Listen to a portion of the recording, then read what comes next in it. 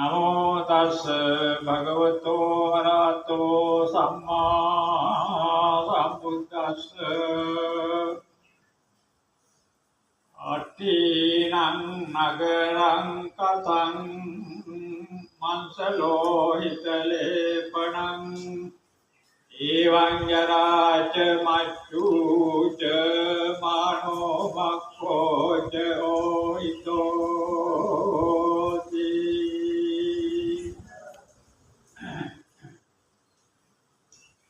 සදාවන්ත වාසනාවන්ත පිළිගන්න. දැන් මේ වෙලාවේ ටික වෙලාවක් ධර්ම විස්තරයක් ප්‍රකාශ කිරීමට ප්‍රධාන මාතෘකාව වශයෙන් මම තියාගත්තා.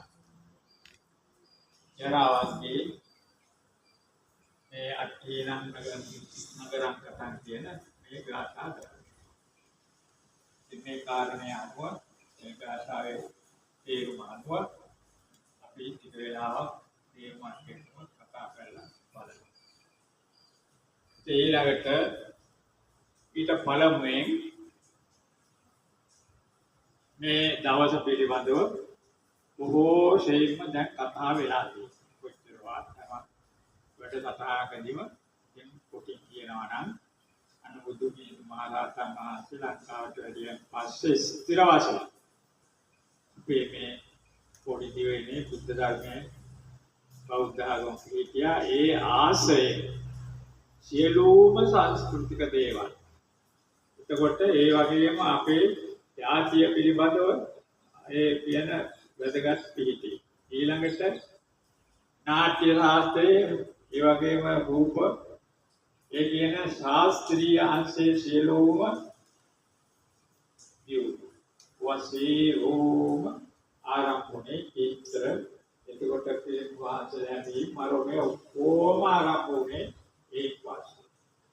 එතකොට බෞද්ධ කියන ආකාරයට ගා ඉස්සර අපේ බුදුරජාණන් වහන්සේ ආදී ආසනාංශලාගේ විශේෂයෙන් බුදුරජාණන් වහන්සේලාගේ රූපය අඹන්න අඳින්න බඳින්න තහනම් වෙලා තිබෙනවා. මේ විදිහට අහලා ඇති ඒ වෙනුවට ඒ ස්ථානයේ ධර්ම චක්‍රයේ තමයි යොදාගන්නේ. මේ මොකද එහෙම ඒ විදිහට රූපය අඹුවොත් ගොඩනගුවොත් බුදුරජාණන් වහන්සේ අගෞරවයක් සිද්ධ වෙනවා.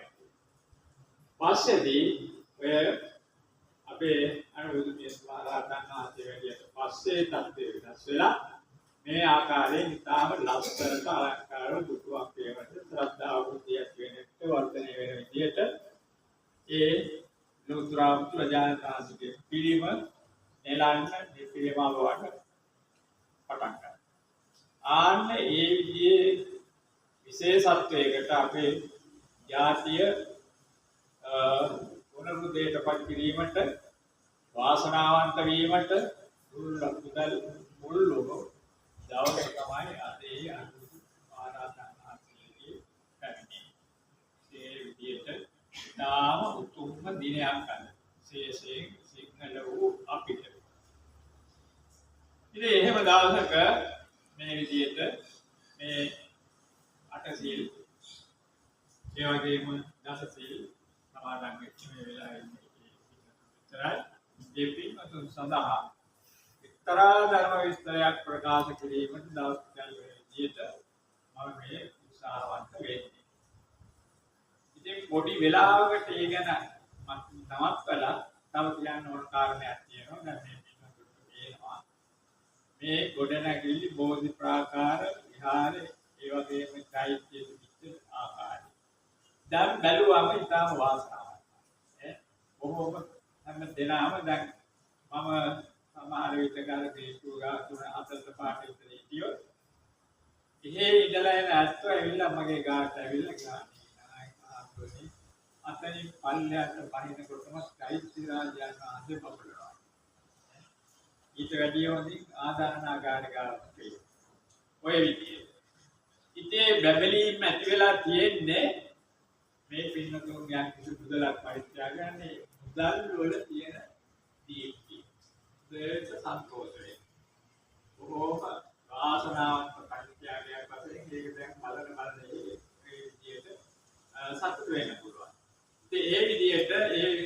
කටයුතු සිදු කිරීමේදී වෙසක් පොයට පෙනෙන වැදගත් ඉහළම සියලුම දන් තමයි ඉවර කරන්නේ. එතකොට දෙන්නේ වැඩ කළා. එතකොට වෙසක් පොය නිත්‍ය කරගෙන මේ මාසේ 6 වෙනිදා වැඩ කරනවා. වැඩ නවත්තලා එයාට ඒ වේතන ගෙවුම් මේකට කොලිස්සු කියලා. ඒකේ ඉඳලා වැඩ ගන්න පරිත්‍යාගයක් තමයි මේ නාලේ හිටියට කිසියම් කෙනෙක් මේ දවස් කුලිය सामान्य नेशन का दस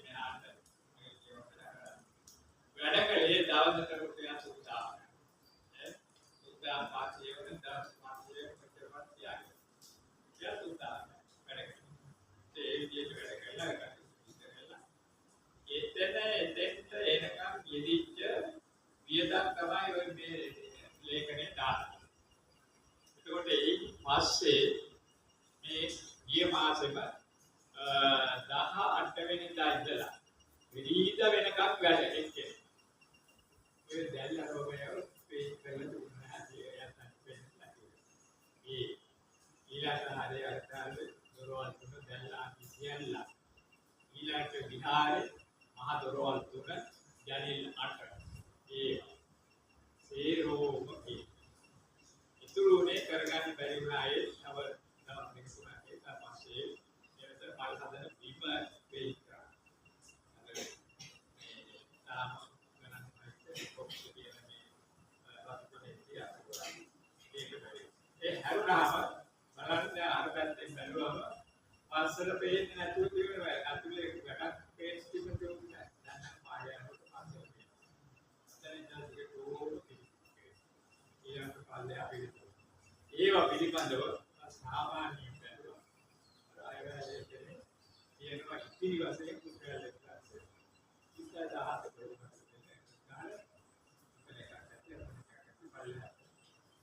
ඒ ඉතින් මේ අවස්ථාව මේ කාල පරිච්ඡේදයේ පිළිච්ඡට ගෙනාවු මේ ලැකර් මේ එතකොට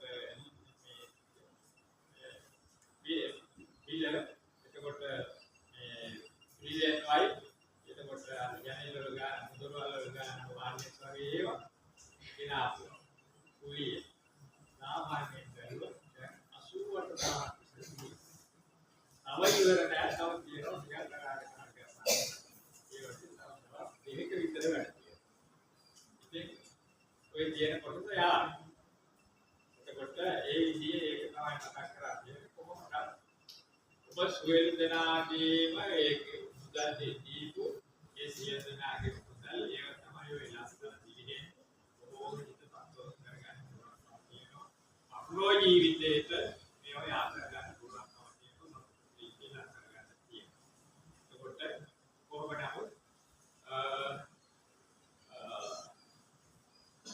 මුදල් එකතු වෙලා තිබුණ 7 ලක්ෂ ගන්න තියෙනවා ඒ යාළුවෝ ඒ විදිහට. ඉතින් ඒක අපි සදාහන් කරන්න ඕන. හොඳට මුදල් දෙන්න පුළුවන් සල්ලි දෙන අය ඕ දෙනෙක් දුන්නේ නැහැ. ඒක කියනවා. පරිත්‍යාග කරේ නැහැ. ඉතින් ප්‍රශ්නයක් නැහැ. වැඩේ මුදල් දීපුවත් නැහැ. ඒක මතක් කරගන්න ඕන.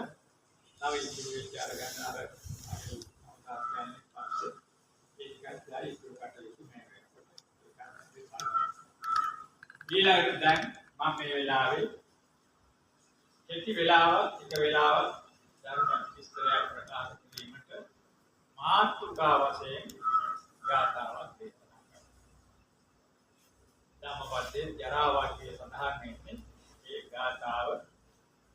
දැන් ඒක ගැන බලලා ඒක ගැන අපි කතා කරනවා. අට්ඨීනං නගරං කතං මංසලෝහිත ලේපණ.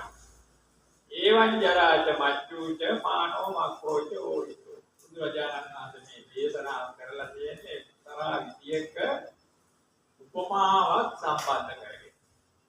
ඒ ආස්ති. මේ බලමු අට්ඨීනං නගරං කතං. නගර